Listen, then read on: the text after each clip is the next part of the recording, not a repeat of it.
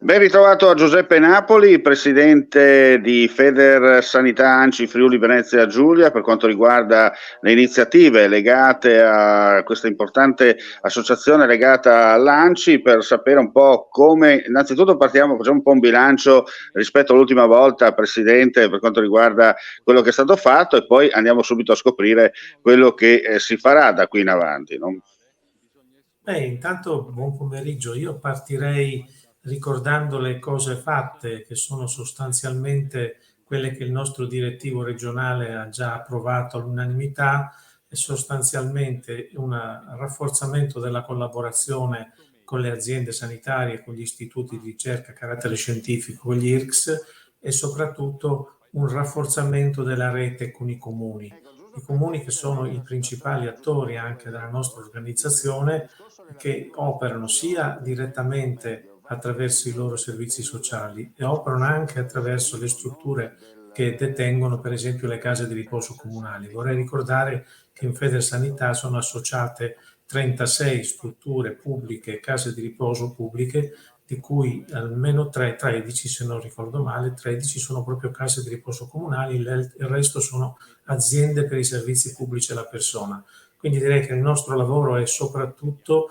rispetto a questi interlocutori, e anche, perché no, visto che un'iniziativa si è svolta recentemente, anche attraverso i consorzi degli enti locali che si occupano di sociale e di integrazione sociosanitaria. Vorrei ricordare proprio i 25 anni del CISI a Gradisca di Sonzo, che è una struttura che si occupa dei temi della disabilità, in particolare in età adulta. È un tema delicatissimo, perché quando si raggiunge la maggiore età spesso è già un problema, poi diventa un grande problema per le famiglie. Certamente. Senta Presidente, una cosa importante da dire anche ai nostri telespettatori: voi fate un po' da collante, no? Per quanto riguarda in questo caso la sanità, tra la regione e il sistema sanitario regionale, no? In un certo senso. Siete un po' una sorta, mi permetta il termine, una sorta di sindacato, usando proprio una parola ben chiara. Sì, noi ci riteniamo, come dire, un soggetto intermedio tra le istituzioni politiche istituzionali, quindi la regione, le stesse, lo Stato e perché no anche gli stessi comuni, e dall'altra parte anche le aziende sanitarie e gli IRCS, ma tutto questo lo facciamo mettendo allo stesso tavolo questi interlocutori. Direi che forse se vuole la forza della nostra organizzazione, che da 26 anni riesce a tenere sedute allo stesso tavolo le aziende sanitarie con i comuni, con le ASP, con gli IRCS, e questo permette in quel tavolo, che è un tavolo, diciamo così, neutro, che non è sindacale soltanto, ma è proprio neutro, perché l'obiettivo è quello di far lavorare insieme, costruire, se possibile evitare di baruffare, ma soprattutto, se possibile, cercare di proporre. Ecco, in quella sede noi facciamo delle elaborazioni, facciamo delle proposte che poi presentiamo sia attraverso le singole direzioni regionali, che sono non solo la direzione salute, ma anche la direzione, per esempio, che riguarda i temi della famiglia, che è un settore di cui ci occupiamo soprattutto per i minori, ma anche e soprattutto, direi, la cosa che ci interessa di più è il rapporto per sollecitare il più possibile le autonomie locali a impegnarsi ancora di più sul tema della sanità, inteso come bene primario, inteso come salute, perché la salute non è evidentemente solo l'aspetto ospedaliero. Presidente, l'ultima volta che ci siamo visti era a fine giugno, dunque un mese e mezzo fa, e avevamo fatto una veloce analisi con lei per capire lo stato di salute della sanità in Friuli Venezia Giulia. Si sa che nessuno può fare i miracoli, si sa che comunque lo scontento c'è sempre, ci saranno le critiche, pioveranno comunque da destra o da sinistra, però in un mese e mezzo secondo lei qualcosa è cambiato oppure c'è ancora tanta strada da fare? In questo mese e mezzo è avvenuto qualcosa che ha reso ancora più complicata la situazione, se mai ce ne fosse bisogno, ed è gli eventi atmosferici che hanno di fatto creato una serie di difficoltà anche a strutture sanitarie. Penso alla casa di riposo di Mortegliano, per esempio, che è stata costretta praticamente ad essere evacuata, situazioni dove evidentemente le strutture sanitarie e sociosanitarie sono state anch'esse messe, come dire, in allerta.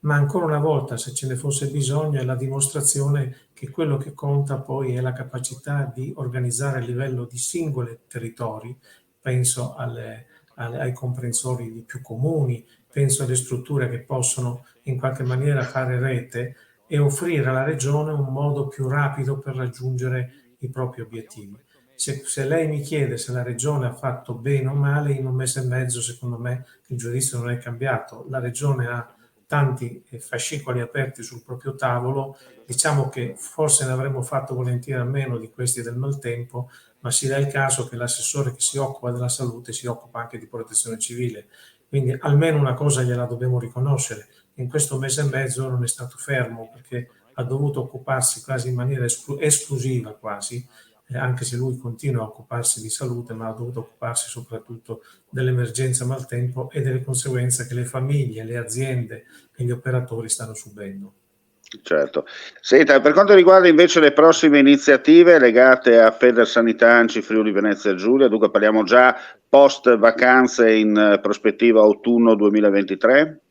Ma abbiamo una serie di appuntamenti, di cui uno che per noi è abbastanza importante riguarda la collaborazione e la formazione con il personale delle ASP.